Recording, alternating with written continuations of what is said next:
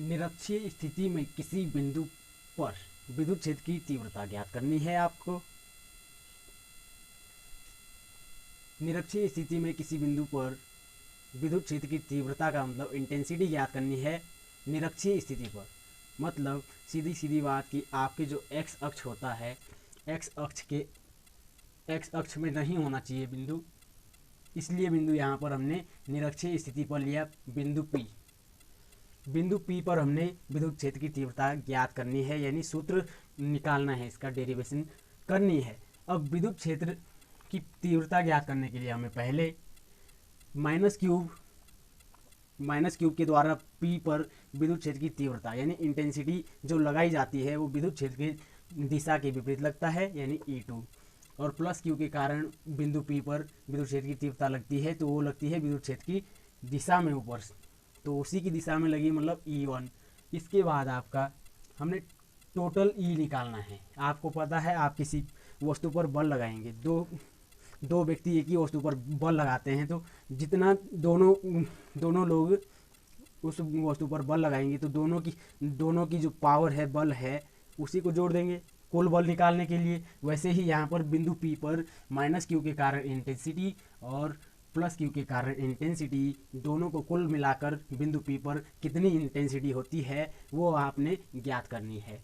अब यहाँ पर पहले लिखेंगे आप कि प्लस क्यू के कारण जो ये को root R square plus L square, ये दूरी है यहाँ से P से B तक की या P से प्लस क्यू आवेश तक की दूरी है। आपको ये पता है जो द्विध्रुव होता है, द्विध्रुव आपका क्या होता है, 2L लंबाई का होता है।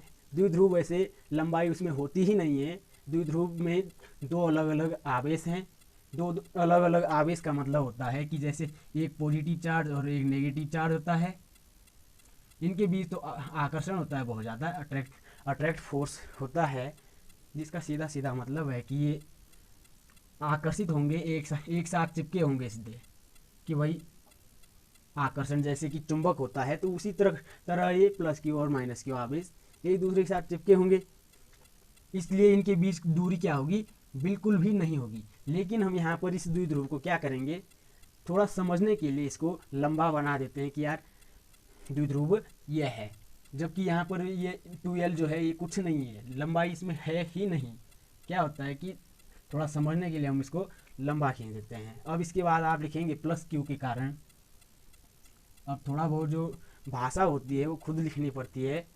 आप लिख सकते हैं द्विध्रुव लिया और बहुत कुछ लिखना पड़ता है। 2L लंबाई का हमने द्विध्रुव लिया और आपके निरक्षीय स्थिति पर कोई बिंदु P लिया जो कि r दूरी पर है, लंबवत दिशा में है यहाँ से, तो प्लस क्यू के कारण इंटेंसिटी,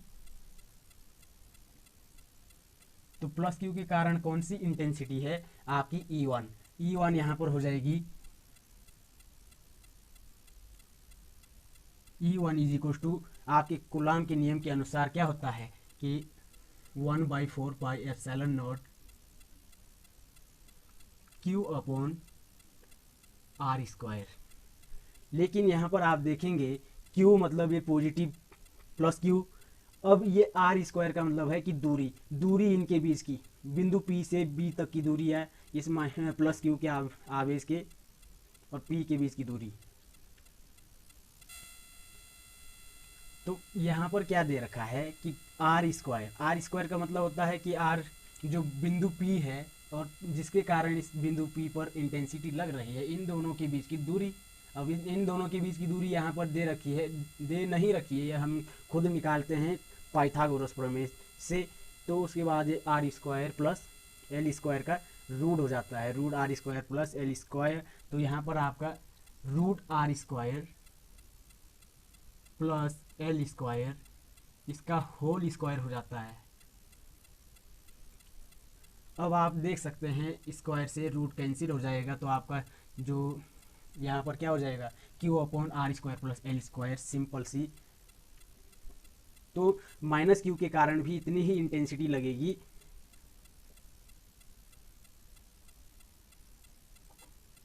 लेकिन माइनस Q के कारण विपरीत दिशा में लगता है, वो सच है। ये E2 है, या दूसरी दिशा में है, विद्युत क्षेत्र की दिशा के विपरीत लगता है, तो E2 is equal to 1/4πε0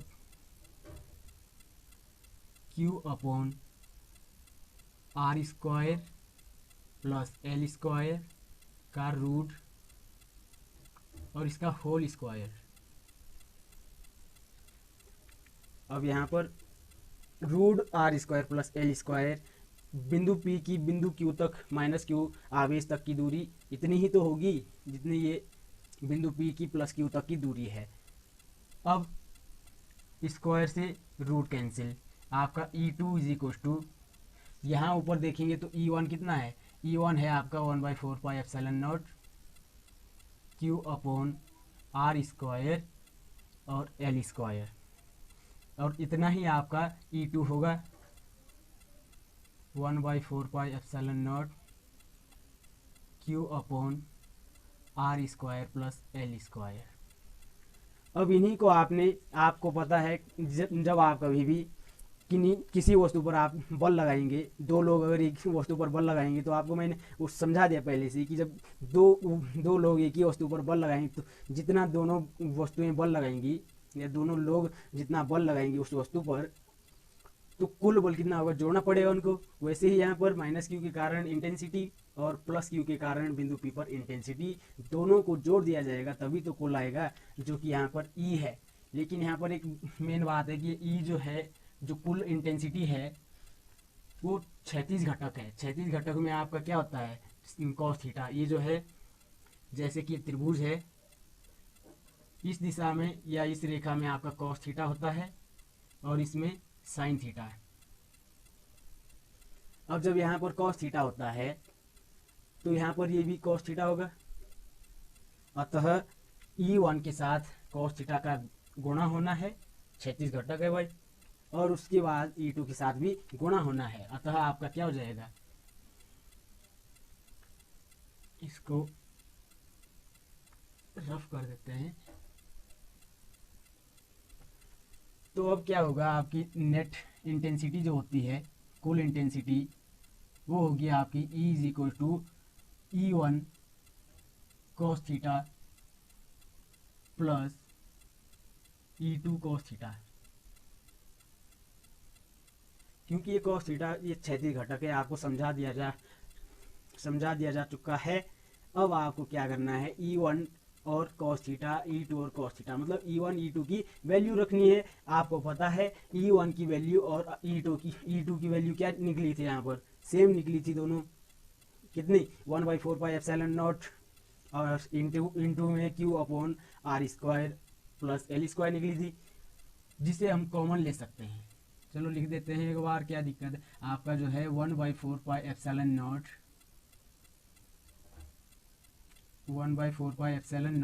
Q upon R square plus L square और इंटू में कॉस थीटा, प्लस यही आपका इधर आ जाएगा 1/4πε0 Q upon R square plus L square और यहाँ पर आ जाएगा कॉस थीटा।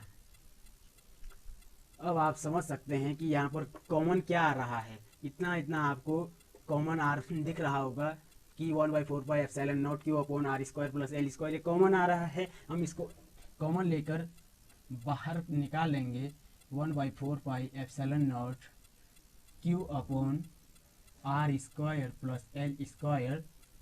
इसके बाद आपका क्या होगा कि भाई अगर यहाँ से ये सब बाहर चले गया तो आपका cos थीटा शेष बच गया वहाँ पर। उसके बाद यहाँ भी आपका cos थीटा ही बचेगा, तो आपका प्लस में cos थीटा। जब इतना हो जाता है तो आपका इसके बाद cos theta 2 cos theta 1/4πε0 Q upon R square plus L square into, यहाँ पर गुणा हो रहा है इसका 2 cos थीटा। अब आपको यहाँ पर ध्यान देने की बात या जरूरत है, तो यहाँ पर 2 cos थीटा यानी cos थीटा की वैल्यू हम यहाँ से ज्ञात करेंगे। cos थीटा की वैल्यू कैसे ज्ञात करते हैं हम, आपको पता है cos थीटा की वैल्यू हम सूत्र लगाकर ज्ञात कर लेते हैं कि क्या होता है, आधार बटा कर्ण होता है इसका सूत्र।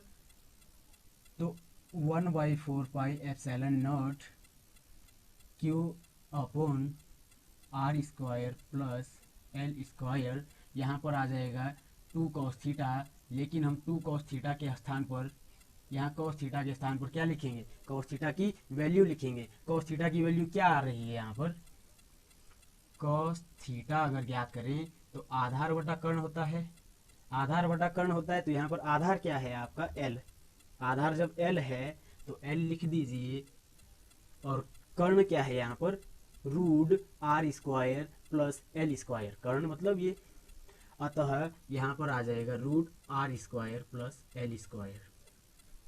आई होप आप समझ रहे होंगे अच्छी तरह से, और यदि आपको डाउट होता है तो आपको बेसिक नॉलेज को थोड़ा सा इम्प्रूव करना है।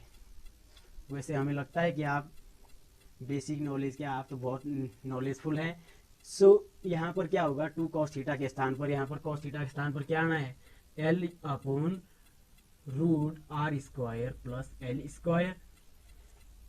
अब क्या होगा, अब हम कोष्टक को हटा दीजिए, जरूरत नहीं है इसकी, तो कोष्टक अगर समाप्त, Q इंटू 2L आपका सूत्र होता है आघूर्ण का, P is equal to Q into 2L।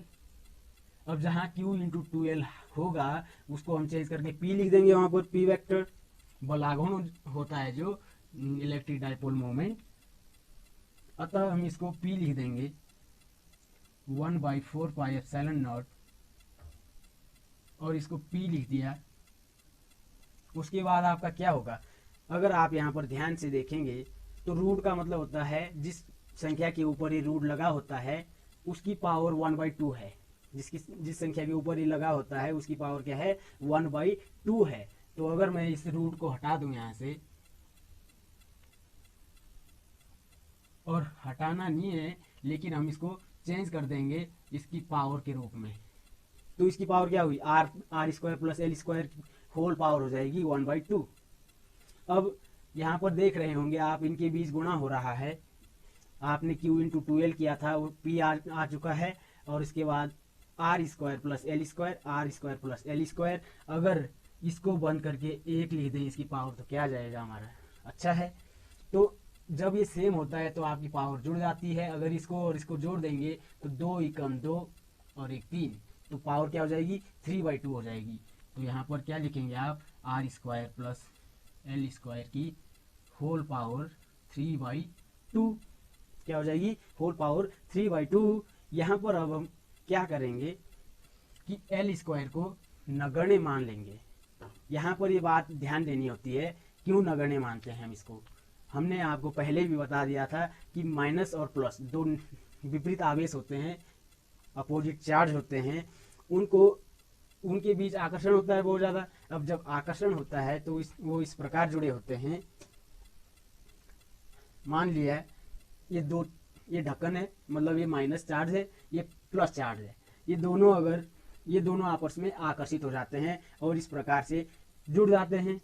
जब ये जुड़ जाते हैं तो इनकी बीच दूरी क्या है, बिल्कुल भी नहीं है, 0 है या नगण्य है। तो हम तो इसको समझने के लिए बना देते हैं इसको, अतः जब दूरी ही नगण्य है तो हम इसको हटा देंगे, एल का काम ही क्या है यहाँ पर, इसलिए हम क्या करेंगे, यहाँ पर एल को तो हटा देते हैं, वो लिख देंगे यहाँ पर कि आर जो होता है, ये आर जो है ये बहुत बड़ी है, किसकी तुलना में, आपके एल की तुलना में। एल तो बहुत छोटा है ही नहीं दूरी इनके बीच में, तो इसको नगण्य मान लेंगे।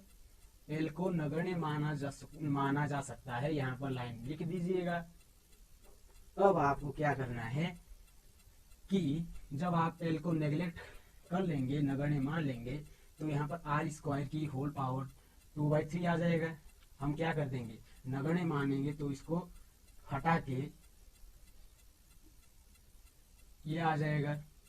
अब आपको पता है यहाँ पर पावर की गुणा होती है आपस में, जब ऐसे होती है पावर आप कैंसिल कर सकते हैं, तो r³ हो जाएगा। अब आपका क्या बनेगा, ये 1/4πε0 P अपॉन क्या हो जाएगा, P अपॉन r³।